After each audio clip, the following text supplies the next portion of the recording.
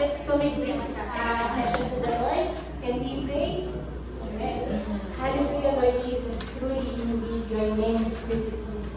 And you are indeed beautiful, Panginoon. Bawat araw ng buhay namin, talagang walang mintis, Panginoon, na ang katapatan sa buhay namin, Ama. And we are here today, Father, because we are excited for more of you, Lord God. We are excited for more of you. And Lord, we do believe, Panginoon, na open heart, open Bible, closed heart, closed Bible. And today, Lord God, we just want to thank you for giving us an expectant heart, Lord. And thank you for giving us an open heart, Lord God. And Lord, this is your word, Ama. Salitaan po ito. Gamitin mo po ang gamitin mo po ako, Panginoon, maging daluyan ng iyong salita. Sa pamagitan ng Holy Spirit, i-cover mo po ang aming session today. Kayo po ang Pangulang Panginoon, sapagkat ito po ay iyong salita. Lord, we give you all the glory, we give you all the honor in Jesus' name. Amen. Hallelujah. Praise the Lord. Amen. Sige po, let's dive into the word at napakaganda po ng nakaprepare Holy Spirit sa atin. But let's do a quick review. Nakakanda na ba? Alright. Last week po ang ating napag-usapan. Pwede po bang malaman ko sino po ang nandito po ng last week? Alright. Pero, at ito po ay bigyan natin ng quick review. Last week we are on the, imagine niyo yun, number 17 na tayo. Amen. Hallelujah. Last week. So the power of the gospel series, lesson 17, conform to His image. Nung nakaraan pong 2 weeks ago, ang sabi po natin, or ang napag-aralan po natin, na ang Christian life daw po ay mayroong goal. Natatandaan po natin. At ang goal ng Christian life is to be Christ-like, or Christ-likeness. Pero, nakita po natin sa paglatag ng Scripture, all this time, akala natin, that is our goal to achieve. Hindi pala. Goal pala yun ng Diyos sa atin. Even matatag ang sanlibutan. Amen. And let's just have a quick review po ng ating naging main verses. Alright? Actually, isa lang. Isa lang po yung i-reviewin natin dito sa iba't ibang salin. Kung bigyan po natin ng buwan yung nakaraan, sabi po doon is, the mystery in a nutshell is just this. Christ is in you. Pakisabi nga po sa katabi, Christ is in you. Yes, yun na yung kabuuan. At para daw po tayo ay present into maturity, or ang ating ministry, ang ginagawa nating ministry para ma-present ang bawat Kristiyano into ministry is, we only preach Christ. Nothing else but Christ. Amen. At sabi po doon, we preach Christ, warning people not to add to the message. We teach in a spirit of profound common sense so that we can bring each person to maturity. Pakibasa nga po natin lahat. To be mature is to be basic. Christ, no more, no less. Amen. Tingnan po natin sa ibang salin, Colossians 1:27. Sabi po dito, to them God has chosen to make known among the Gentiles the glorious riches of this mystery. Kasi po, natatandaan po natin, noon pa pala nakatago itong sikreto na ito, na ngayon ay hinahayag na sa atin. Anong misteryo iyon? Anong kababalaghan yun? Anong misteryo? Anong iyon yun? Iyon ay Christ in you, the hope of glory. Kasi mga kapatid, ever since the time began, ever since the world began, di ba? Ang tao ay nakikipag-commune lang sa Panginoon. Ito ang Diyos, ito ang tao, or they can go with the clouds, ganun lang. Pero imagine, mga kapatid. Yes! Amen! In this, sa New Covenant, sa panahon na tayo ay naisilang, mga kapatid, may provision ang Panginoon na He can dwell in you. So yun yung Christ in you, the hope of glory. Let's move on to the next. Gusto ko lang po i-share yung isang quote. Actually, when we quote, ito po nag-quote po nito isang known bass preacher. And nagiging maingat tayo pag nagko-quote tayo ng quote. Because syempre, hindi ito ang Biblia. Hindi ito verse eh. But we quote people knowing that they extracted it from the scripture. Amen. So, sabi po dito ni Watchman Nee ang tawag, siya ay, alam ko po ay wala sa China yata. Sabi niya sa Normal Christian Life niya, we think of Christian life as a changed life. Totoo naman, di ba mga kapatid? Kaya nga, nakakalungkot man eh. Minsan lagi dinig mo, Kristiyano pa naman yan? Ano ba yan? Ako lang pa napagsabihan ng gano'n. Anak pa naman yan ng pastor, mga gano'n-gano'n. O yun eh. Ano ba yan? Praise and worship team pa naman yan. Ba't ganyan yung buhay niya? Ako lang po ba nakakarinig ng gano'n? Di ba? Ako tayo nagsasalita no? No, mga kapatid, please, pakiusap lang po. Tayo po na nahayagan ng biyaya ng Panginoon. Tayo na nahayagan na tayo yung pare-pareho lang pinatawad ng Panginoon. At tayo yung mga nahayagan na ang Diyos ang nagpapasakdal sa atin. We can encourage our brethren in a different manner. Amen. We can encourage our brethren in different manner. Change life. But hindi lang pala change life eh. It's more than a change life. What God offers us is an exchange life. Amen? Or a substituted life. Ibig sabihin nagpalit. Akala lang natin noon na yung parusa ng Panginoong Jesus ang napunta sa Kanya. At yung parusa na dapat sa atin ay hindi natin nakuha. Tama. But may mas malalim pala ang lugar ng pagiging Kristiyano. Amen? God, alam nyo, malaki, sabi nga eh, malaki ang pinagdaanan ng Panginoong Jesucristo para lang mangyari itong misteryo ito. Napakalaki ng pinagdaanan ng Panginoong Jesucristo para ako at ikaw ay matahanan lamang niya. Amen?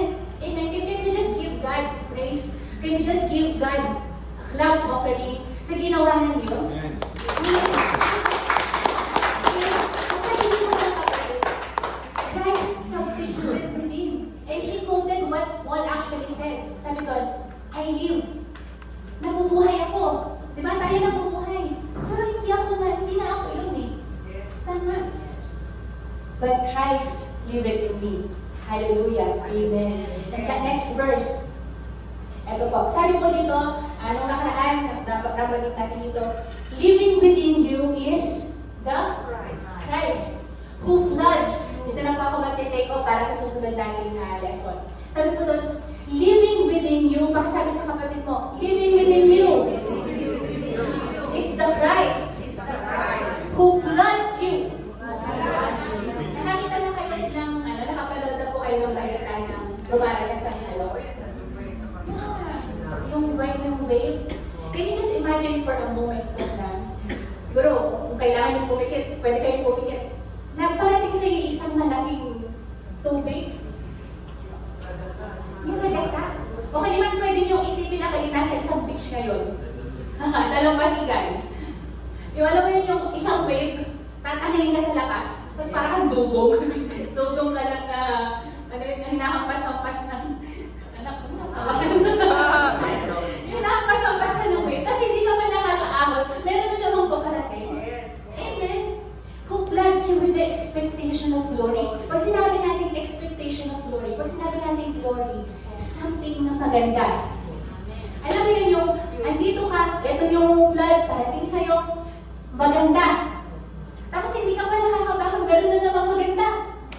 Ay, witness na witness tayo po ay testimony ng kabutihan ng Panginoon sa Israel. Amen, diba? Ayun pa lang po ay, meron na naman tayong isang wave na naranasan. GBM officially. Amen, papuri po sa Panginoon. Gospel leader. Yes, legit na. Legit na. And ngayon pong gabi na ito, we have an expected heart, no? Pero tayong expected heart na daragasak ang revelation ng Panginoon ngayong gabi nito. Amen po ba? Pakisabi sa katabi mo, handa ka na ba? Sa hagupit ng rumaragasang biyaya ng Diyos? O baka tulog na yun? Tulog na. Amen. Praise God. God of the overflow. Pag sinabi po natin, sabi nga po ni Sister Carla kanina, siya ang Diyos ng overflow. He is the God of overflow. Ibig sabihin, pag sinabi mong God of the overflow, siya ang simula, siya ang alpha, na kung saan ang lahat ng ragasadang biyaya, lahat ng ragasadang mabuting biyaya ay galing sa Panginoon. Amen. At inumpisahan niya ito sa kanino? Sa Panginoong Jesucristo. Paborito natin verse, John 3:16. Actually, kahit nakapikit, let's say, for God so loved the world that He gave His only begotten Son, that whoever believes in Him should not perish, but have everlasting life. Ang gospel po, magmula nung nag-umpisa tayo sa series na ito, ay sinimula ng Diyos, ginagawa ng Diyos, at tatapusin ng Panginoon. It is from first to last. And all the things that God has prepared for us, and all the things that God is doing for us, we receive it by faith. Faith from first to last. Amen po ba? And because of His great love for us, He gave His Son in supreme sacrifice. Alam po natin yun, Pero let's discuss po how it was given. Paano ba binigay ng Diyos Ama ang kanyang Diyos Anak? Next. Alright. Okay. Sabi po sa Ephesians 1:8, ay yung ginagawa po natin dito ay nasa manual niyo po, inahanay po natin lahat ng verse. But we will just, i-emphasize lang po natin yung salita ng Diyos, yung mga verses po na nandiyan. Ephesians 1:8. How it was given, sabi doon, that He lavished upon us. Right. Mga kapatid, pag po tayo nakakarinig ng English, o kayo ba nakakakita ng hindi ko maintindihan ng yan. Sana huwag po magsara yung utak natin. Minsan, pag ako nakakita ng math, nagsasara agad yung utak ko. Ganyan, ayoko na yan, ayoko na basahin. But today, tonight pala, diba? Tonight, we pray for an open heart. And ang gusto ang pinalangin sa atin, ang pinalangin natin kayo na sa Panginoon, ibigyan tayo ng malaking puso na ready to receive. Alright? Ang sabi po doon, that He lavished upon us. Ang lavished ay sa Greek, original Greek, yung po ang pagkasulat ng New Testament. Ang lavish daw po ay peresuo. Kahapon, nung nagpe-prepare po kami ng lesson, natinig ni Daddy David, asama si David, peresuo. Peresuo, pati siya peresuo. Kasi kung inaalam ko paano po ito bigkasin. Peresuo. Pero sabi niya, ang peresuo po kasi ay ibig sabihin nun ay abound. Ang ibig sabihin ng abound ay sobra. So, ang peresuo is to abound, to overflow in large measure, or to cause to superabound. Alam mo yung madami na, pero yung superabound, mas madami pa. Labis. Ayun, naunahan mo pa ako kasi ang original Filipino word ng peresuo ay lavish. Para madali tayo nakaintindihan. Lavish. Isa spirito tayo, Sister Kawa. Lavish. Alright. And the Bible said na, yun kung paano binigay. Pero ano ba talaga yung ibinigay na lavish?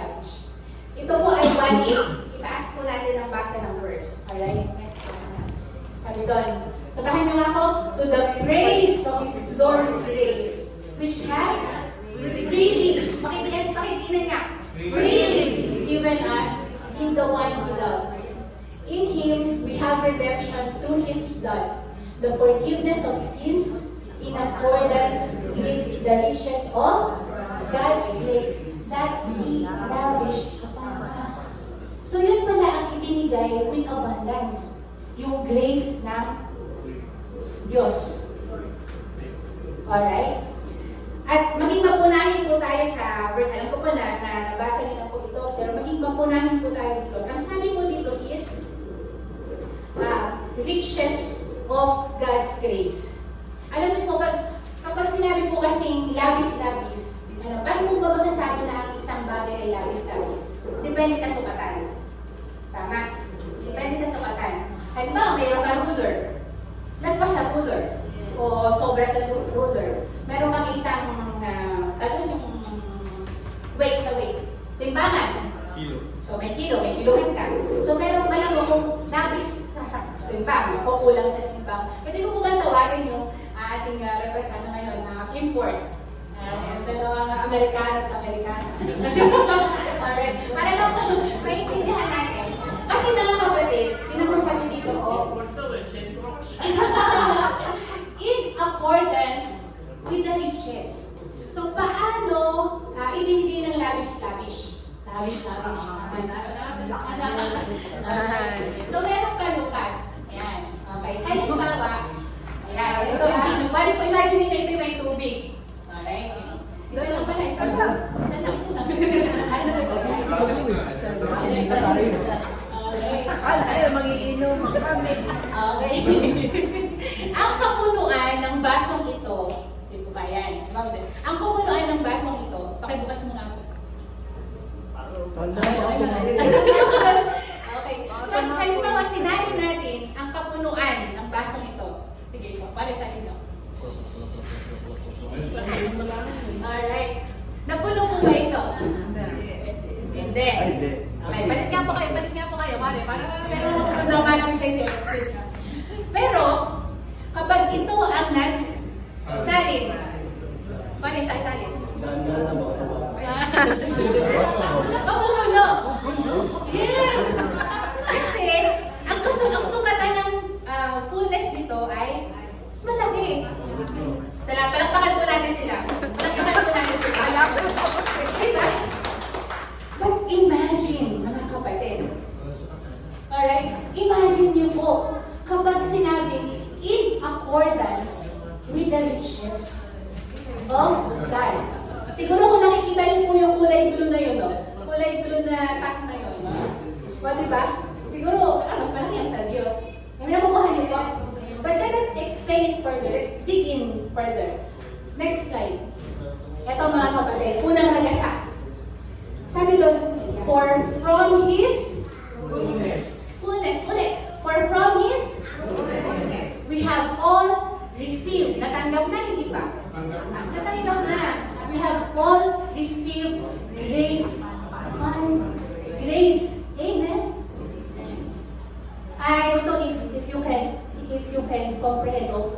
Hindi ko po actually kahapon hindi ko mag-isip.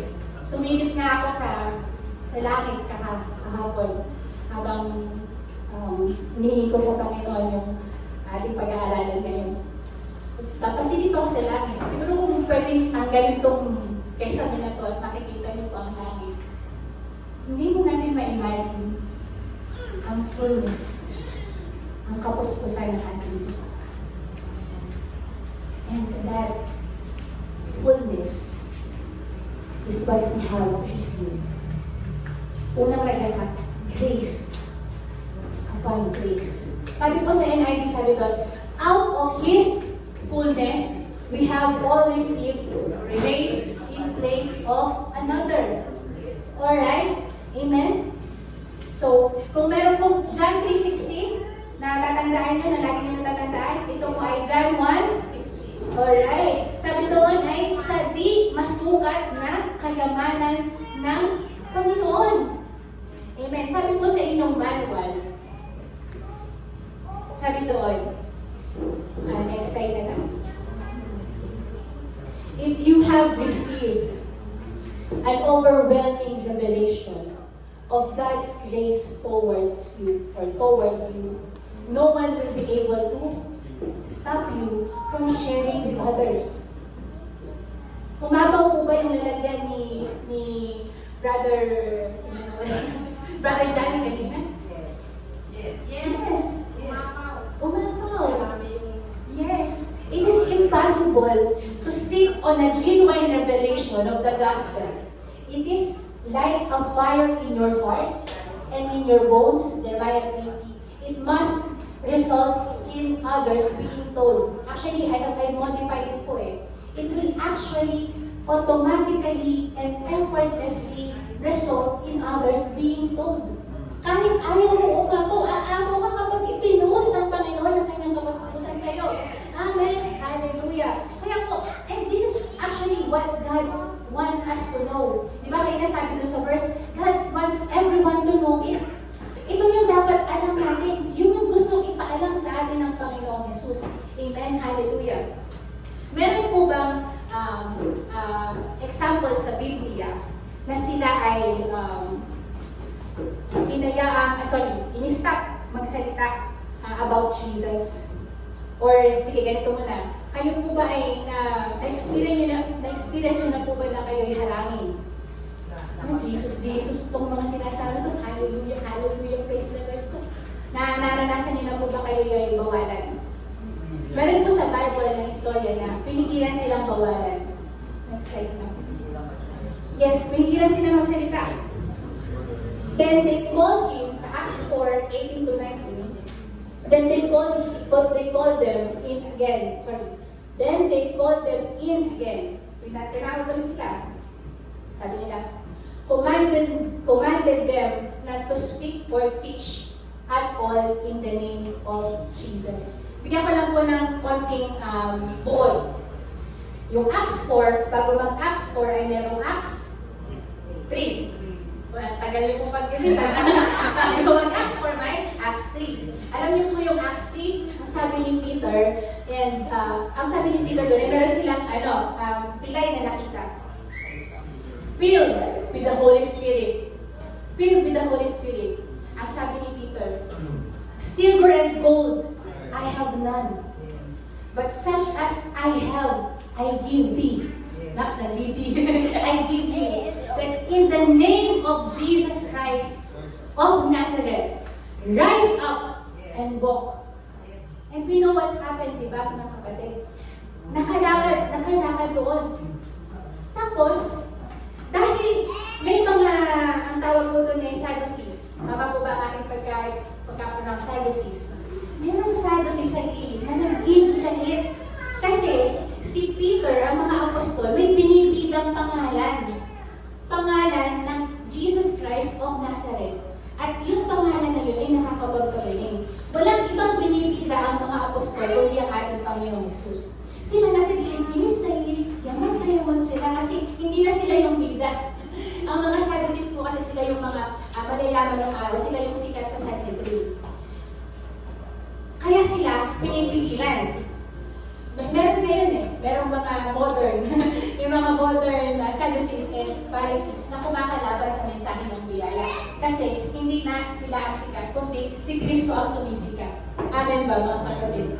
Pero sabi po sa next slide, sabi doon, as for us, we cannot help speaking about what we have seen and heard.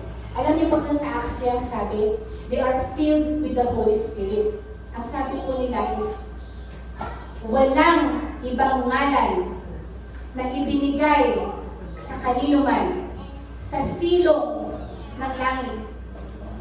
Nasukat ninyo, kaninong pangalan niyo? Kaninong pangalan niyo? Kay Jesus. Hindi na pangalan ng mga Sadducees. Kaya sila, pinipigilan. Walang ibang sikat na pangalan kundi ang Panginoong Jesus. Dito sa lugar po na ito, walang ibang sikat kundi ang Panginoong Jesus. At sabi po dito, ito po, maging papunahin po tayo, when they saw the courage of Peter and John and realized that they were unschooled, hindi naman sila nakapag-aral, ordinaryo lang sila, they were astonished that they took note that this man, what? Had been with Jesus. Yun lang po ang sikreto para tayo po ay mapuno.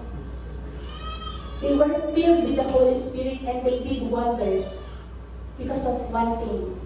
They make the main thing, and the main thing is Jesus Christ.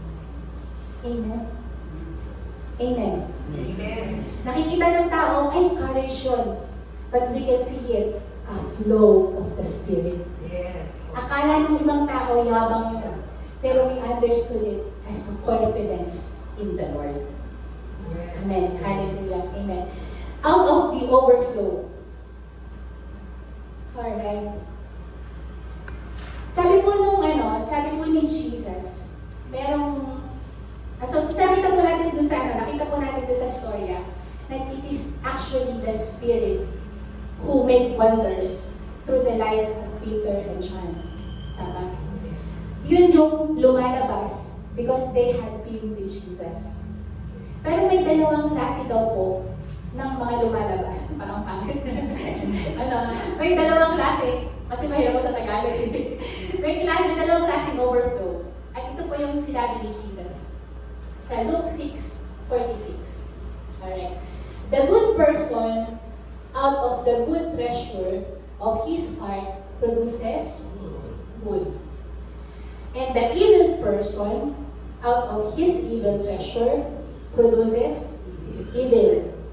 For out of the abundance of the mouth, abundance of his heart, his mouth speaks. So makikita niyo po na balikan po natin meron daw good person, ang ilalabas niya ay good fruit. So walang puno ng manggang namumunga ng bayabas. Tama. So, alam na po natin doon. Being begat doing. Napag-aralan po natin nung nakaraan at saka mga previous COG natin na a sinner do sin because they are sinners. They were made sinners because the disobedience of who? Adam. Naging sinner sila dahil nag-disobey si Adam. And when Adam disobeyed, Paul died and Paul became sinners. That's why they sin. So ano ang pagkatao nila? Ano ang core nila? They are sinners. Sa ating mga kapatid, we do righteous things because we were made righteous. Kailangan natin we were made righteous by whose obedience? Obedience natin o obedience ng Jesus? Obedience ng Jesus. Ulitin natin. By one man's obedience, many were made righteous. Sabi po yun sa Bible. And because we are righteous, we produce righteous works. And that's it. Amen. So, next slide, i-describe po dito, kasi tinagalog ko, nahirapan po ako intindihin yung salit sa English ng mga akasalanan. Okay, sabi doon, Galatia 5:19-21. This is the overflow of the old self. Ay, nakalimutan ako na. Pakibalik ako na. So, yung side po na ito ay new self. Ito na yung new self natin. Meron yung regenerated na heart. Sa kabilang side, unregenerated. Baliktad ba? Ayan. Tama. Unregenerated heart. Patay yung kanyang puso. Patay ang kanyang spiritual. Kaya hindi siya makapagbigay or makaunawa o makaintindi kahit pilitin niyang makinig. Hindi niya maintindihan. Dahil patay ang kanyang spiritual. So nakita na po natin ang pinagkaibahan. Ngayon, kadalasan napapansin kung sino ka sa buka ng iyong bibig. Yun ang sabi ng Panginoon sa Kristo. Ito pa po sa Galatia. Ito tayo. The overflow of the old self. Ang mga taong sumusunod sa ninanasak ng laman ay makikilala sa gawa nila. Sexual na immoralidad, kalaswaan, kahalayan, pagsampa sa luslosan, pagkulang, pagkapuot, pag-aaway-away, pagkasakim, o parang Inglisera, pagkasakim, pagkagalit, pagkawatak-watak, pagkakahati-hati, pagkaingit, paglalasing, pagkahilig sa kalayawan, at iba pang mga kasamaan. Pero, ang overflow ng new self ay, but the fruit of the Spirit is, sabay-sabay natin na, love, Joy, peace, patience, kindness, goodness, faithfulness, gentleness, self-control. Against such things, there is no law. Ano po yung ibig sabihin nun? Ang sabi po dyan, fruit of the Spirit. Magkaliwanagan po tayo. Fruit nino? Ng Holy Spirit.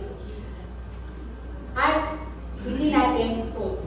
Ang pangalawa po doon ay, sa lahat ng fruits na ito, sabi po doon is there is no law. Ano kaya ibig sabihin nun? Kasi mga kapatid, hindi mo pwedeng sabihin sa isang adik na huwag ka nang mag-adik. Bakit? Adik siya eh. Hindi mo pwedeng utusan o batasin ang isang lasinggero na huwag nang uminom kasi mapipigilan ng isang chismosa mag-chismis kasi siya ay marites. So, ibig sabihin, maganda ang purpose ng batas. Hindi ang batas ang nagiging dahilan kung bakit nagkakasala ang tao. Maganda ang batas. Ang may problema, yung abang kalagayan ng tao. Hindi maka-respond ang isang patay sa isang napakagandang batas. Ano ang solusyon ng Panginoon? Heart transformation. And it begins with a born-again experience. At ang born-again experience is hindi will mo, hindi will ng tao, kundi will ng Diyos. Amen. At doon sinasabi nga, ang law lang is, doon natin nadi-differentiate yung behavior modification and heart transformation. Yung pagbabago, pag ang Diyos ang nagbago sa'yo, makikita mo na lang mga kapatid, ayaw mo na sa alak. Makikita mo na lang kapatid, ay, dapat pala maganda yung sinasabi ko pag nakatalikod si kapatid. Kasi, iba na eh. Yung core mo ngayon is Espiritu mismo ng Panginoon Diyos. Amen. Hallelujah. Nasusunod po natin. So ito ay pagbabagong hindi pilit. Hindi rin nagpapanggap. Kundi ito ay pagbabago na ang Diyos ang gumawa. At ito ay nagpuproduce ng overflow. Handa na ba kayo sa pangalawang ragasa? Yes. Pangalawang ragasa. Sabi mo dito, ito yung, kumbaga ay, lagi na po natin itong nababanggit. Sabi po dito, the thief does not come except to steal, kill, and to destroy. But I have come that they may have life and have it abundantly. Siguro ako po ay madaming beses ko na po itong nadinig. Pero ngayong gabi, pwede ba natin itong himay-himayin? Kasi sabi kanina doon sa verse natin, out of His riches. So ginagawa po natin ngayon is, kinukuha natin yung mga yaman habang tayo lumalangoy. Okay? Habang tayo lumalangoy sa lagasan ng Panginoon. The thief does not come except to steal and kill and destroy. Hatiin po natin yung verse. Number 1 verse. Ito mga kapatid. Sabi doon, ang thief does not come except to steal. Yung steal po sa Greek na pagkasulat, ay, mga kapatid, hindi niyo po kailangan kabisaduhin po ha. Hindi po natin pinapakabisa. Ang gusto lang po natin is, sa susunod na basahin po natin ang Bible natin, may bagong ragasa na ng revelation ng Panginoon. Sabi doon, klepto. Dito po natin nakuha yung kleptomania. Sila yung parang gigil ng panguha. Parang kahit ayaw na nila kasi kleptomania sila. And can't you imagine that the kaaway, actually we don't address him kaaway na. Talo na ang kaaway. Amen. Agree po ba tayo lahat? We address him from today na, ngayong araw gabi ito. Pag pinag-uusapan natin ng kaaway, we don't address him kaaway na. We address him as talo na kaaway, repeated foe. Parang naaalala, nakakalimutan eh. Diba? Nakakalimutan din natin, kala natin nilalabanan pa natin siya. Hindi na. He's a repeated foe. Nang ano na lang siya, nang bubol ng Panginoon. Yan. Ganun lang. So, take away. That talo na ang kaaway, that talo ng kaaway doesn't want you blessed. He doesn't want you na may ganito, may mga magagandang bagay. He doesn't want you healthy. He doesn't want anything na maganda para sa'yo. Kinukuha niya yun. Kill. Nakalimutan ko po ba? Tuho. Slaughter. Sacrifice. Minsan, ang kaaway din is, yan, isurrender mo na yan for the sake of religion. Isurrender mo na yan. Pinapasurrender niya yung nakakasagabot sa iyo. Pero we are good steward. Ginawa tayo ng good steward ng Panginoon. Minsan, He just want to take it away from you. Apolomai, destroy. Ano yung apolomai? Ibig sabihin, ruin, wasted, trash, devastated, and destroyed. Ruin. nasira, wasted, mukha kang binasura, trash, mukha kang basura, devastated, para kang binagyo, and destroyed, nasakusak.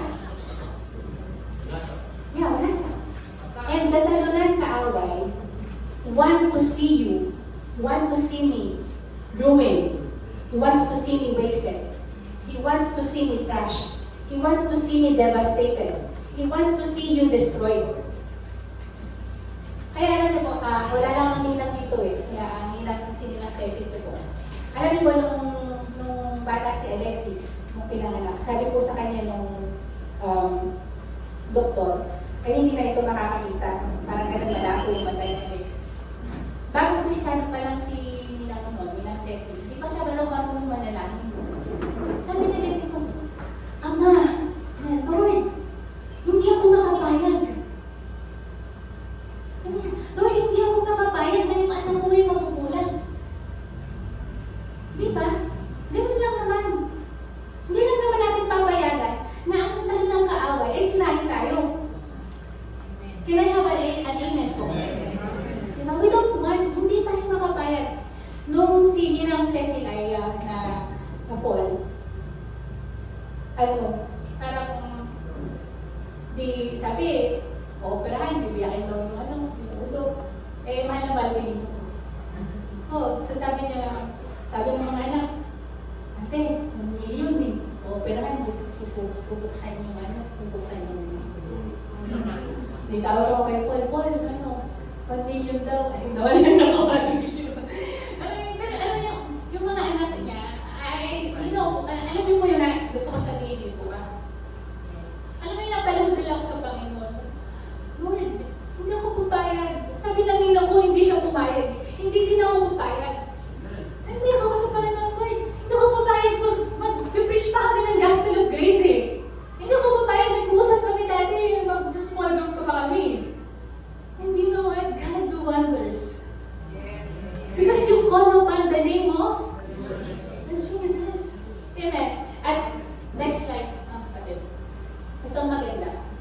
Alam mo yun, yung bumaba ang Diyos, ang Diyos anak, para lang sabihin sa iyo na dumating ako para ipakita sa iyo ang puso ko na gusto kitang pagpalain.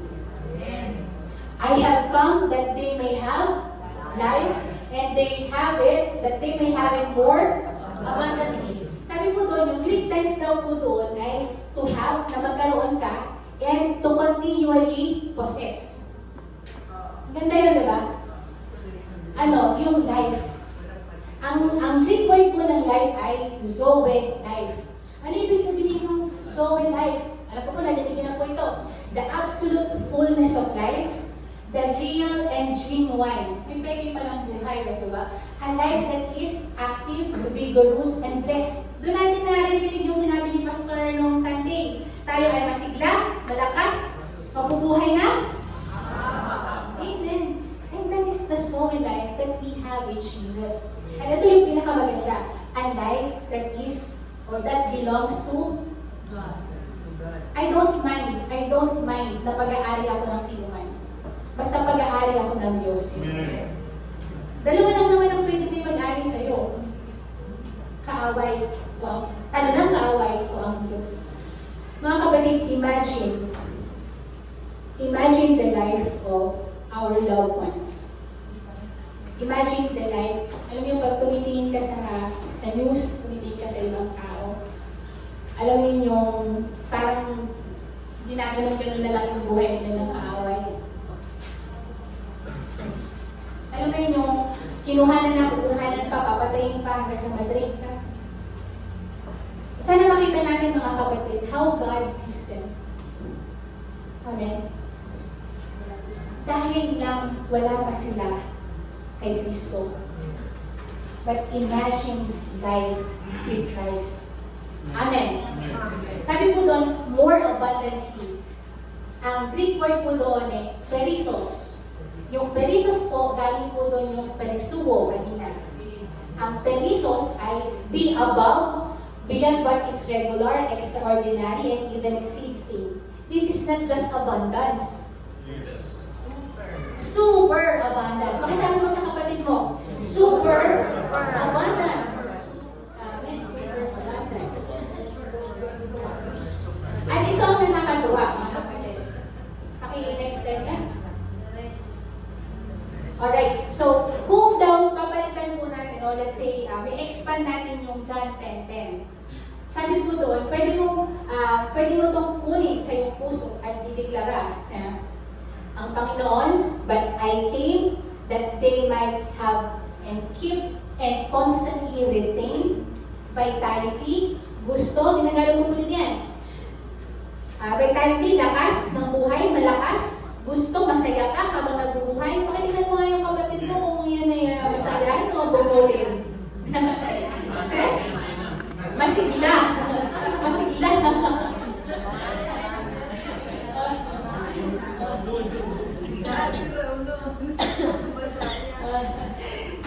Gusto, it says, for living that springs up from deep down inside. Yeah. I came, dumating siya. I came that they may embrace. Parang gusto niya, Nestor. Yeah. Diba? Johnny, akapin mo. But embrace is unrivaled. Alam mo yung unrivaled? Wala nang gustong kumalaban sa'yo kasi puro na lang ikaw manalo. Unrivaled, parang si bata. Dumating si Bata Reyes na wala nang gusto lumabas sa kanya eh. Kasi napakagaling eh. Unequal, matchless, incomparable, richly loaded. Alam mo yung globe load, tsaka smart na load? Unlimited load? Richly loaded. Yun ang gusto ng Panginoon sa atin. Imagine that, amen. And overflowing life to ultimate maximum. Imagine nyo mga kapatid, ultimate maximum. Next.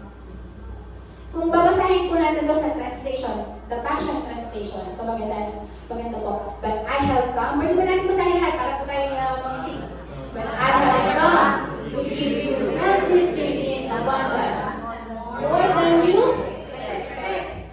Life in His fullness until you overflow. Hallelujah. Can you raise your hand kung gusto nun? Amen. Amen. Amen. We say amen. Alright, ito, maganda. Imagine mo package ang binigay ng Panginoon. And these are in the scripture. Pag meron kang Panginoong Jesucristo, unstoppable na ang pag-overflow mo. Basahin na natin mga kapatid. An overflow of love. An overflow of joy. An overflow of peace. An overflow of hope. An overflow of comfort. An overflow of generosity. An overflow of grace. An overflow of blessing. An overflow of blessing. An overflow of grace. And an overflow of glory. Amen. Hallelujah. Glory. Yun yun ang pag-aralan natin ng nakaraan. Glorious. Amen. On your manual, next slide. And sabi dito, doon muna tayo sa His divine power. Ito yung na-discuss na rin po natin ito nung nakaraan. Inulit lang sa chapter na ito. His divine power has given us everything. Lahat ba yung everything?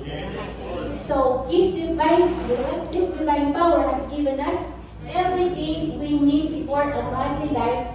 Paano? Through our knowledge of Him. Balik ulit sa Panginoong Jesucristo.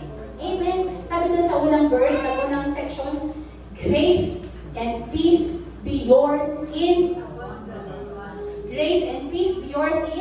abundance through the knowledge of God and our Lord Jesus. So, ibig sabihin mga kapatid, lahat ng pangangailangan.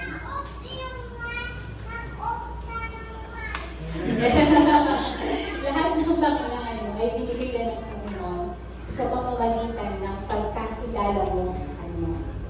Mamaya, i-dig po natin yun. Pakibasa po anak na next slide. So Peter explains that it is through your knowledge of God that this overflow experience works. Your Christian life is initiated through your knowledge of God. Natatandaan niyo mga kapatid, inumpisahan tayo nung tayo ay tinawag ng Panginoon. when He called, He justified. When He justified, He sanctified. And whom He sanctified, He glorified. Lahat ng yun ay He. And you continue to grow and mature through your knowledge of God. It is your revelation in Christ which creates the, again, it is your revelation in Christ which creates the overflow. Kaya mga kapatid, kung mapapansin niyo po yung highlight ng ating teachings kada linggo, walang ibang binibida ang CBF po, ang inyong mga manlilingkod sa pulpito, kundi ang Panginoong Jesus. Yes. Handa na ba kayo sa susunod na ragasa? Yes. More than a conqueror. MTCF. Alright. Basahin nga natin. 9. In all these things, we are through Him who loved us. Himayin natin ulit, mga kapatid. Another yaman ito ng salita ng Diyos. Yung more than conquerors ay Copernicus. Hatiin natin. Mula daw yun sa salitang Cooper, doon po natin nakita yung super mega, super. And Nikos. Isahin mo natin. Una-una yung Cooper. Ibig sabihin daw ng Cooper ay above and beyond. Uy, super ganda naman yan, diba? Super yabang mo naman. Super. Ano ibig sabihin ng super? Next slide. Okay. Ito daw pong Cooper na ibig sabihin ay over and above and beyond. Ibig sabihin daw po nun ay nagpipicture siya ng isang beyond measure. Nga, sabi ko po kanina, kung may ruler ka, beyond ka ng ruler. Kung yung edad mo dati ay thermometer, wala ka na sa thermometer. Kung ang timbangan ay kaya lang ay 150, 300. Dahil sa sobrang blessed mo sa pagkain, napakain ka ng Panginoon araw-araw, lagpas-lagpasa ka na rin pati sa awit mo. Amen? Amen. So ito yun, it carries an idea of beyond measure. Superior. Ibig sabihin ng superior, ikaw daw ay boss. Cooper pa lang tayo Cooper pa lang. Outmost, paramount. Sister Carol, tulungan mo ko. Ano sa Tagalog nito? Mahalaga. Foremost, nangunguna. First rate sa survey, ikaw ang number 1. First class sa klase mo, ikaw ang valedictorian. O, di ba? Top notch, kung ikaw ay uri ng sasakyan, ikaw yung top of the line. Amen. Greater, higher, better than. Yan, superior, incomparable, more than a match for, unsurpassed. Alam niyo ba yung unsurpassed? Wala nang maka-overtake sa'yo. Unequal, wala kang kapantay.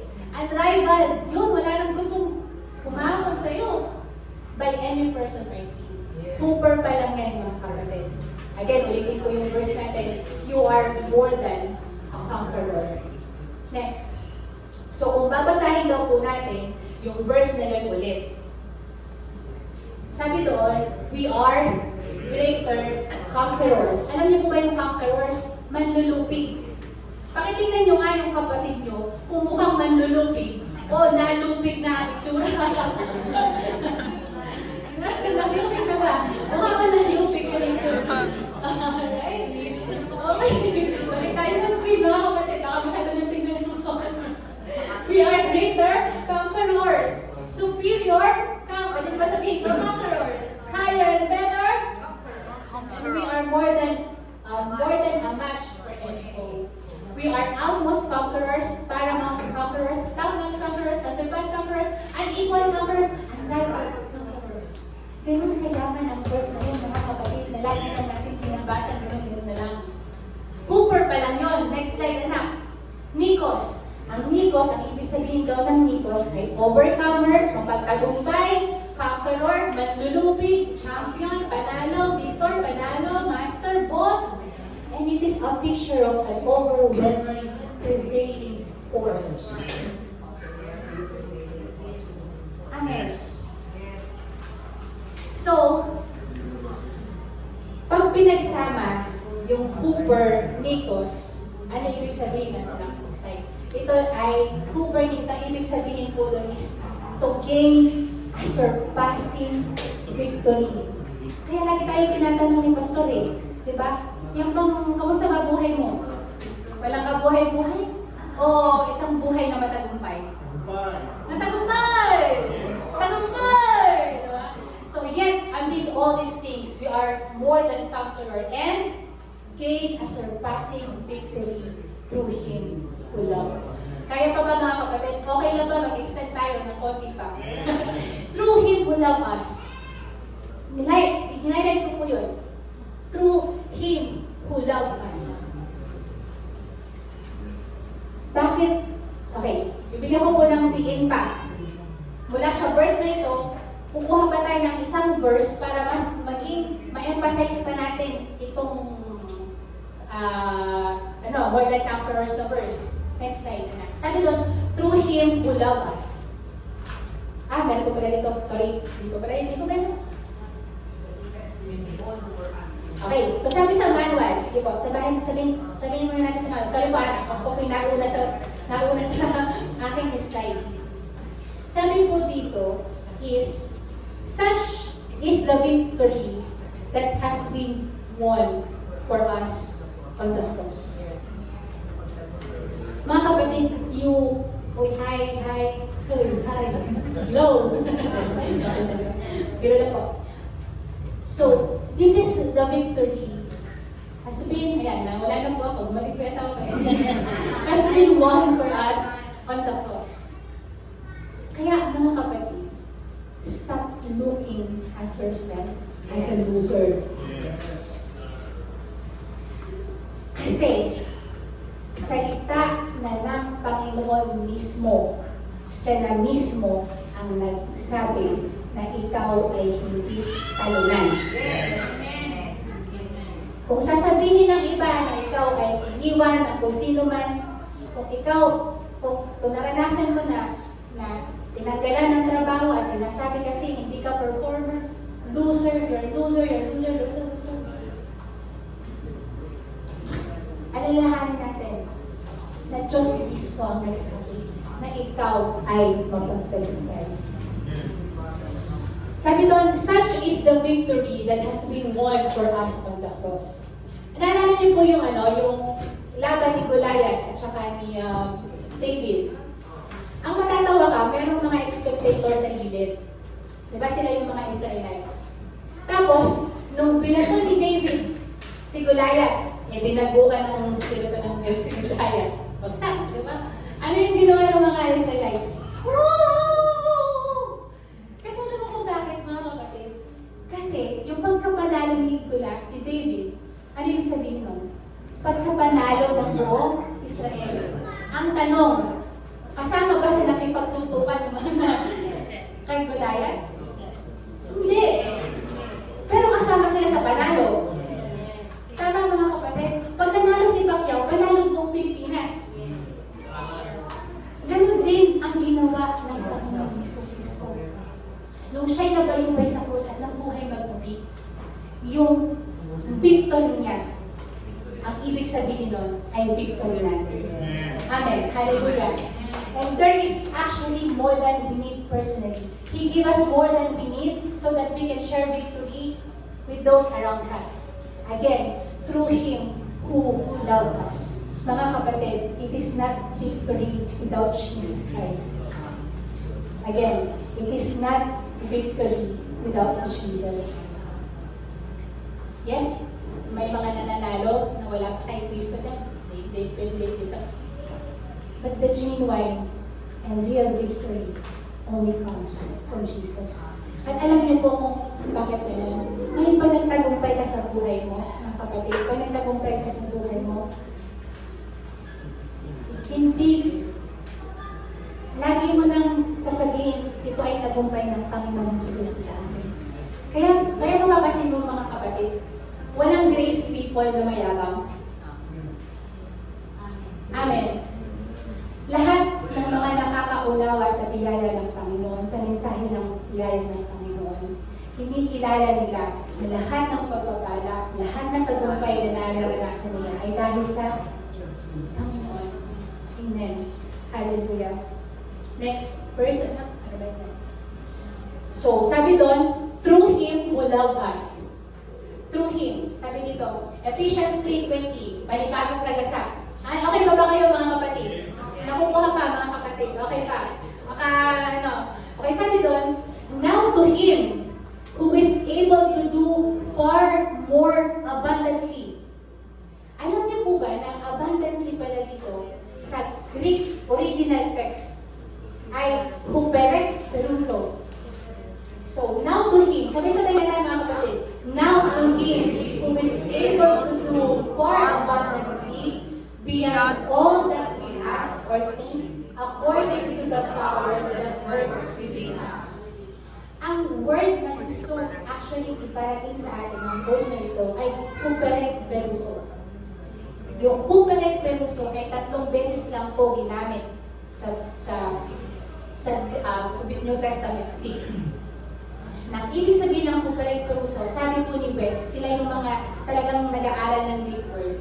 Yun ay superlatives of superlatives. Sister Jace, ano ba yung superlatives? Kami tayo mga. Tayo mga Liz. Sige na. Tayo mga. Nagawa na natin ito na. Okay. Si Mami ay maganda. Anak tayo na. Ang kanyang apo ay mas... Sige nila. Ang kanyang anak ay pinaka... Maganda. Kaya hindi sumasangay sa logo yun. So yun anak, so yun mga kapatid, yung superlatives. Sige, sister Jan, brother Jan, yun ito. O gusto nyo kayo ni Daddy, tsaka si Paul. Ito mas maganda lalaki. Pero wala ako. pero ang pinakagwapo, wala dito si Pastor, asawa ko. So yun mga kapatid. So yung huperek peruso daw ay superlatives of superlatives. So, ibig sabihin, pinakamaganda ng mga pinakamaganda. Nagkakaintindihan. Hatiin natin, mga kapatid. Hatiin natin, slice. Over. Napag-usapan na natin na kanina. Over and beyond. Ek. Out of intensities or intensifies. Ibig sabihin ng intensifies, mas lalong pinaigting. Pinalakas. Adding the idea of inexhaustible. Ibig sabihin ng inexhaustible, hindi na uubos. Di ba? Nakaka-aaral na tayo ng Greek, nakaka-aaral tayo ng English. Alam niyo ba mga kapatid, kami natuto lang mag-English ng konti dahil sa Biblia. Simple lang po. Natuto lang mag-English dahil nagbabasa ng Bible. Yun na English. Alright? And yung perisos, nabanggitan natin kanina, is about measure. Ang dami niyan mga kapatid ko, isa-isa, picture na lang siguro. So, huperek perisos, ang term na ginamit ni Paul para ano? Para i-describe ang abilidad ng Diyos sa kaya ng gawin sa buhay ko at sa buhay mo. Amen. Pakibalik lang natin yung dating verse. Now to Him who is able to do far more abundantly, huperek peruso, beyond all that we ask or think according to the power that works in us. Sister Jace, napakaganda yung sinasabi mo. Hindi pa ako yung nagsasabi yan. Bible po, di ba?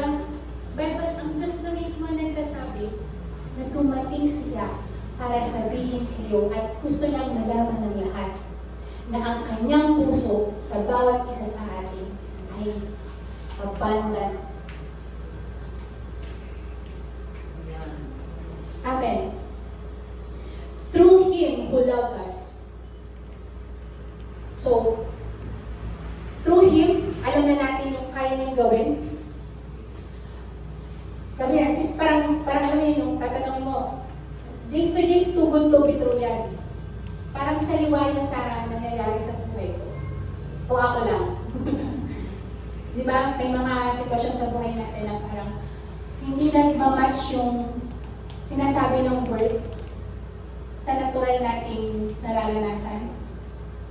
Kaya nga, may against sa mga mensaheng ganito kasi bawa sa hilig. Hindi ayaw nila nung paturuan ng healing kasi may namamatay eh. Paano mo nga nagtuturo yung healing? Ibig sabihin ba ng may namamatay sa sakit ay hindi mo nasasabihin na ang Diyos ay nagpapagaling? Mga kapatid, yun ang pinakaiba ng motivational preaching sa gospel preaching. Because dun sa gospel preaching, we preach it in the realm of the Spirit. And we Christians are spiritual people. And since we are on the spiritual realm, we connect to God in the spiritual realm. And we take it all by faith. Yes. Amen. Ang motivational preaching, ang sasabihin lang na kaya mo. Diba? Kaya mo yan.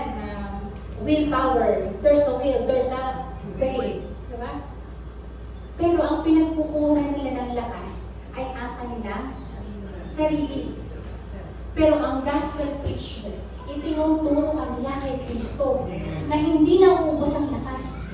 Amen. Pag ikaw ay nalulupay-pay, sasabihin sa'yo ng gospel preacher, gospel preaching, tumingin ka sa Panginoon sa Kristo. May hindi niya sasabihin na gayahin niyo ko. Hindi mo marinig yun. Kasi alam din niya na sa'yo nauubusan. Kaya ang ginagawa ng gospel preacher, we point them to Jesus Christ. Amen. Ito, mga kapatid, sorry, nawala pa ako. Gusto ko lang po sabihin that what we are hearing in this church, and we really pray na tayo pong lahat, that we just only hear the message of Christ. Sabi doon, faith comes from hearing and hearing. Make sure that what you are hearing is about the message of Jesus. Amen. Sabi doon, through Him. Ang sabi ni Paul, Heberung Peruso. So good to be true, Sister Jace. Kasi yung Heberung Peruso, itinidescribe yun yung ability ng Diyos. Hindi ng ability mo. At ang ability ng Diyos ay superlative over superlative. Kasi siya ang Diyos. What a mighty God we serve. Amen. Sabi doon, through Him who loved us. Bakit kaya love us? Bakit kaya lagi sinasabi yung, for God so loved the world who loved us. Bakit kaya pa nauulit-ulit sa atin ng Bible yun? Puntahan po natin ang Ephesians 3:14. Ito po kasi ang, parang dumami, 13, 14 to 20. Isa niya. Kasi po si Apostle Paul, di po ba si Paul ang simulan ng halos lahat ng halos na wala. May dalangin siya sa Panginoon. Ang panalangin niya ay ito. For this reason, iniluhod niya sa Panginoon niya, I kneel before the Father, from whom every family in heaven and on earth derives His name. I pray that out of His glorious riches, He may strengthen you with power through His Spirit in your inner being. Christ in you, inner being. Christ in you, the hope of glory. Through His Spirit in your inner being, so that Christ may dwell in your hearts through faith. Again, it's through faith. Next slide. I pray that you, being rooted and established in love, may have power together with all the Lord's people. Ikaw daw, na gusto niya maging rooted at ma-establish ka sa pag-ibig ng Panginoon, kasama mo ang iba pang mananampalataya to grasp o maintindihan ng maliit nating utak kung gaano kalawak, kahaba, kataas, kalalim ang pag-ibig ni Kristo sa iyo, and to know this love that surpasses knowledge. Ano daw yun? That you may be filled to the measure of the fullness of God. Napansin niyo po ba itong parte ng verse na ito? Alam niyo kung babasahin natin siya pataas, masasagot yung tanong natin na paano ko ba mararanasan, Sister Jace, itong nasa word na to. Pataas ang basa natin. Next slide. So, to be filled to the measure of the fullness of God, Paul prayed this too. So, ibig sabihin, ito yung dalawa para ka mapuspos ng kapuspusan ng Diyos. Una, to grasp how wide and long and high and deep is the love of Christ. Malaman mo kung gaano kalaki ang pag-ibig ng Diyos. Kaya mapapansin niyo mga kapatid, linggo-linggo, ang emphasis ng ministry ay ang pag-ibig ng Panginoon. Dahil naniniwala ang Gospel Bearer Ministry na pag alam ng bawat Kristiyano at siya'y rooted at siya'y established sa pagmamahal ng Panginoon, tuon niya mararanasan ang kapuspusan ng Panginoon. To be mature is to be basic. Christ, no more, no less. To be mature is to be basic. Christ, no more, no less. Paano kailangan na gawin ito? To be mature is to be basic.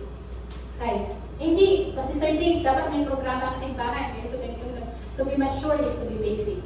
Christ, no more, no less. Pangalawa, to know this love that surpasses knowledge. Hindi yung alam mo lang. Actually pala, kapatid, ito ang ganda nito, tinanong ko pa ito kay Paul. Alam ko, Paul, gabi madaling araw na, Paul, ano ba nga yung tuno na merong hindi alam lang yung, sabi niya, ginoskohan, ginosko. Yung ginosko pala dito mga kapatid is, basahin ko na lang, medyo mali. To know, properly to know, especially through personal experience. It's one thing to know that Jesus loves you. Diba? Bisa, uy, God loves you, ganyan. Alam mo yan. But it's another thing to experience the love of Christ. Sino sa atin ang naka-experience ng pagmamahal ng Amen? Amen. And iyon, dalawa lang na yun, mga kapatid, ang sinasabi ni Paul at ang pinagpipray niya na malaman ng bawat Kristiyano. Doon tayo grounded, doon tayo. Kaya pag may nagsasabi sa'yo, ganyan mo, hindi. Alam ko, I am the beloved of God. Pag may tukso sa'yong dumadating, I know I am the beloved of God.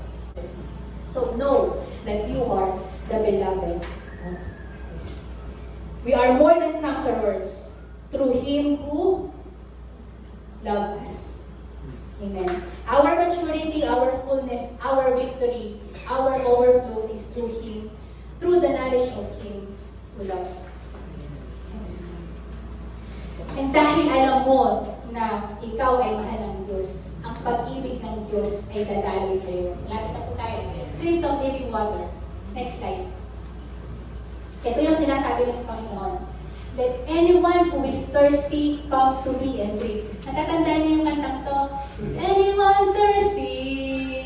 Tapos, woo! Gaya nun yung praise and worship. Anyone? Is anyone thirsty? Ako, Lord. Ano yun? Welcome. Ano yun? Nakalimutan ko yung kanta. Sabi doon, let him come to me and drink. Let him come to me. Let anyone who is thirsty come to me and drink. Whoever believes in me, the scripture said, the rivers of living water will flow within them. And by this, He meant the Holy Spirit. Binuod ko na lang po. Next slide na. So, kung merong overflow, kung may overflow, meron din tayong dalawang types of ministry. Na kung papagising ko pa mga kapatid. Pero, bago tayo pumunta sa two types of ministry, there are actually two ways. Actually, two ways how you can live your life. Meron daw dalawang daan. Cursed or blessing. Number one, sabi sa Jeremiah 17:5-8. Cursed is the one who trusts in man, who draws strength from mere flesh, and whose heart turns away from the Lord. That person, imagine, that person will be like a bush in the wasteland. Para daw siyang isang nasa Wasteland. Ano ba yung wasteland? Anak ng Pasig naman kayo. Doon kayo nakatira. They will not see prosperity. Hindi daw nila makikita yung prosperity. Yung mga tao ayaw nila ng prosperity, sabi nga ni Pastor. Akin na lang. Diba? They will dwell in the parched place of desert, in salt land where no one lives. And that is the picture of under curse. Those are the picture ng wala kay Christ. And imagine how sad their life is. But blessed is the man, blessed is the one who trusts in, whose confidence is in. They will be like a tree planted by the water, sends out its root by the stream. It does not fear when heat comes. It leaves kanyang mga dahon ay laging berde at hindi ito nag-worry in the year of drought, tagtuyot, and never fails to bear fruit. The good news of the gospel is Christ redeemed us from the curse of the law by becoming a curse for us. Amen. Ibig sabihin, you can really choose your life under the law. Means, under the law, napag-aralan na natin yan, it is a self-effort. Yung lahat ng blessing, feeling mo, makiklaim mo by your self-effort. Yung pabor ng Panginoon, akala mo dapat nagiwan ka para makuha yung pabor ng Panginoon. Yung salvation ng Panginoon, akala mo kailangan mong paghirapan para mailigtas ka hanggang wakas, kailangan mong magtiis. Or, ikaw ay dumepende, trust in the Lord, sa finished work niya, sa natapos niyang gawa, if you would like to live under grace. Sa under grace, wala kang, yung dahon mo hindi lanta. Pakitingnan mo nga yung kapatid mo kung naglanta na ngayon. Alright. Yeah, because we are under grace. Amen. So kung may dalawang paraan kang, dalawang paraan ng buhay mo para mabuhay, meron din dalawang types of ministry. Isa natin. Ito rin ay sinasabi sa Jeremiah. I-bold ko na lang po due to time constraints. Time limit. So, ministry under the law and ministry under grace, sinasabi dito na you can ministry out of the spring of living water of God, of the Spirit. Kasi nung araw, sila ay imbis forsaken the spring of living water eh. Tinanggihan nila. Imagine mo, tinanggihan nila yung living water. Gumawa sila ng cisterns para siyang baol, tapos talagyan nila ng tubig, pero nasisira, nabubutas. Tama? Nabubutas, natutuyo. Pinursake nila yung mas maganda kung gusto nila yung nahihirapan. Sino po may kilala ba kayo ganun? Gusto nila nahihirapan sila sa buhay nila? Free naman. Yeah, tama. Tapos nasisira. Kaya tuloy sa ministry, natutuyot. Napo-burnout.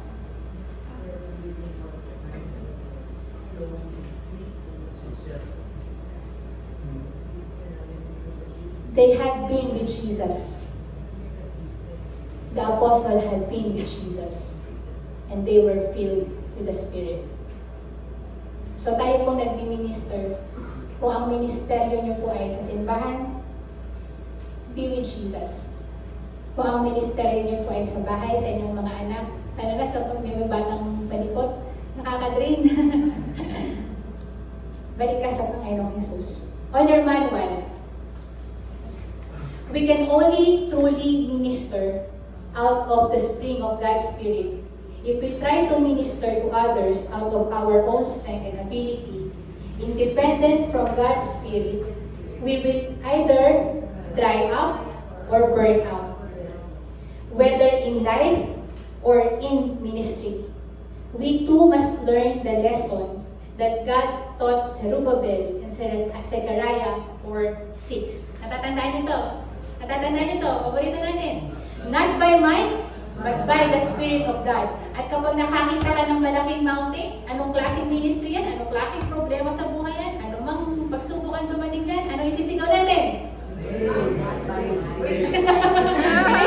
to win. Mami, very good. Grace to win. Not by might, not by power. Kasi kung sinabi mo, grace to win. Alam mo, grace, by the Spirit, under grace, love, blessing, charis, charito, lahat yan magkakaisang term yan. Amen. Magkakasama yung under law, under curse, ministry of death, ministry of law. Magkakasama yun. Kaya nga, the fruit of the Spirit is love, joy, peace, patience. Wala. Nakukuha mga kapatid. Alright. Next. Ito na. Ragasa. Ulit. Naku, madami naman ragasa na. Grace in abundance. Next.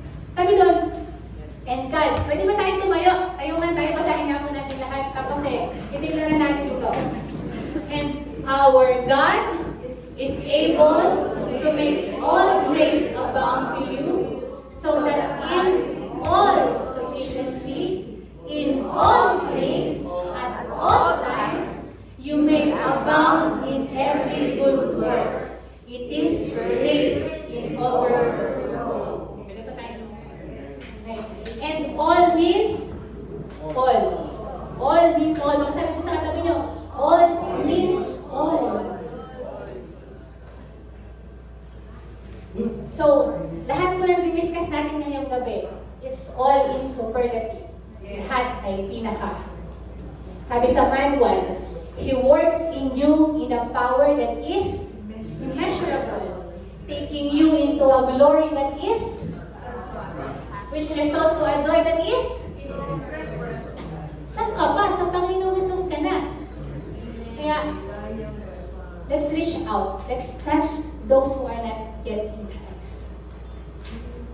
Ha? Mga kapatid. Imagine na nilalapas, tanga na lang sila ng talagang kaaway because they just don't know yet. And God wants everyone to know it. Bukas na bukas, mag-evangelism tayo, Brother Santi, no? We share out of the overflow. Amen? So what is the secret to ministering to others? It is the same secret as the rest of the gospel. It is from God, through God, and to God. Ulit, it is from God, through God, to God. It comes from a new self. Tandaan nyo, yung new self nyo, pinaghirapan ng Panginoong Jesucristo yan. Para lang maging habitation tayo ng Panginoon. Sinuyod na yung cross para lang makatira sa atin. Sasayanin ba natin ito, mga kapatid? Papayag ba tayo na hindi natin ito alam? That is centered in God. For this God-centered and God-empowered position, you are now ready to freely give to others what you have freely received. So, full gospel. Ito po yung nasa unang part po ng inyong manual. Isasama lang po natin ng mabilis. It's Jesus at the center. Amen. Hindi ikaw yung nasa sentro. Si Jesus. Sin, ang old me, ang old self natin. Christ dealt with our sin through dying on the cross. Christ died for our sins. Christ died as me. Bilang ikaw.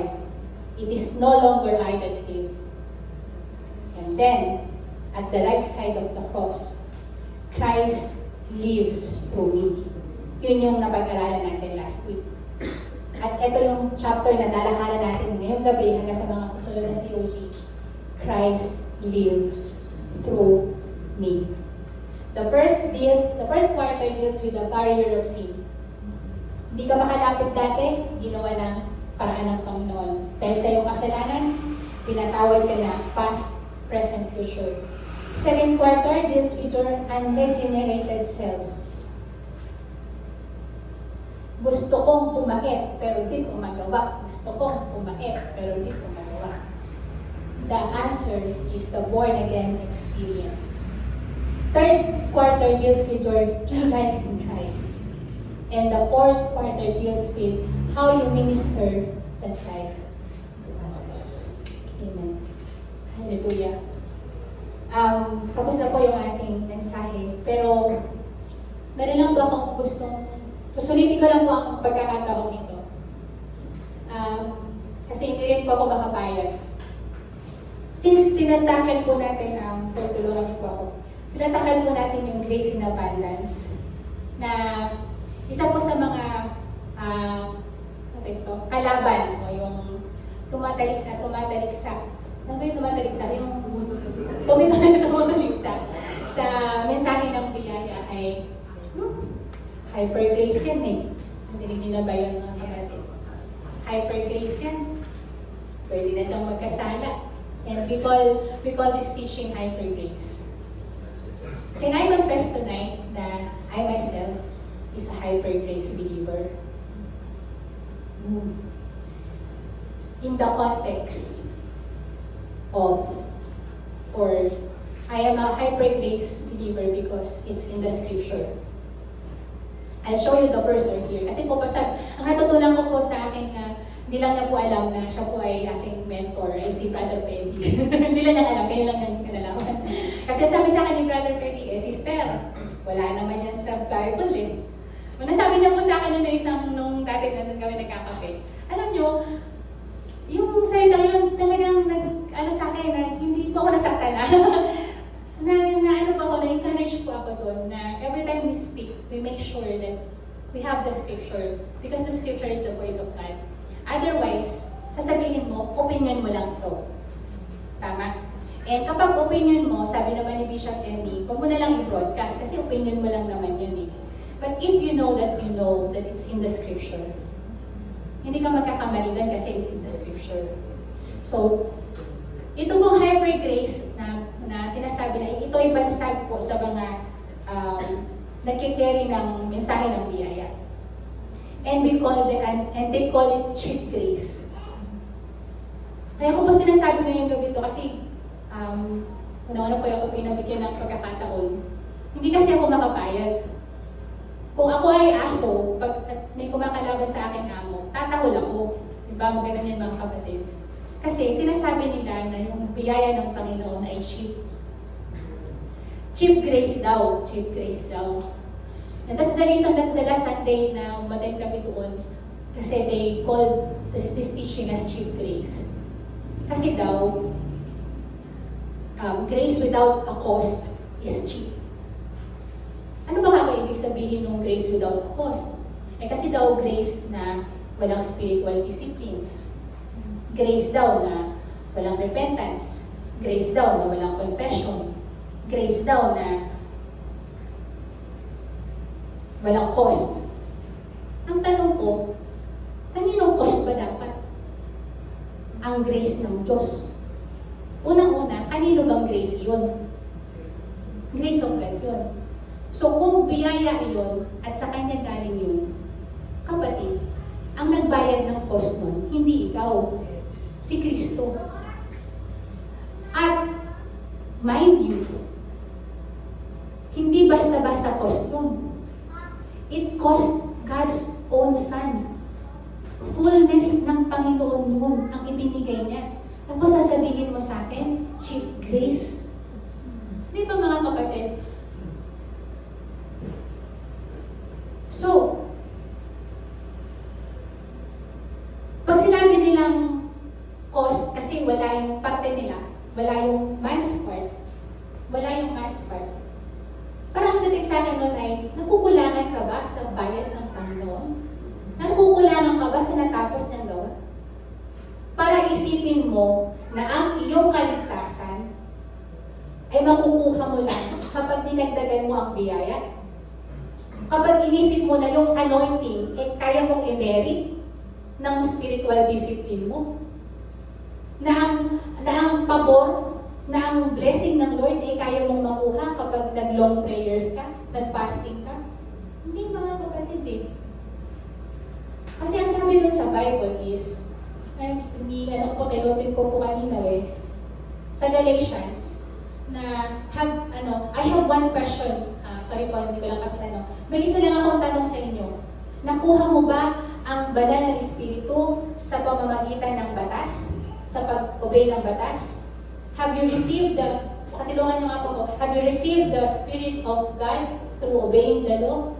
Or by hearing and believing the Word? By believing the Word of Christ.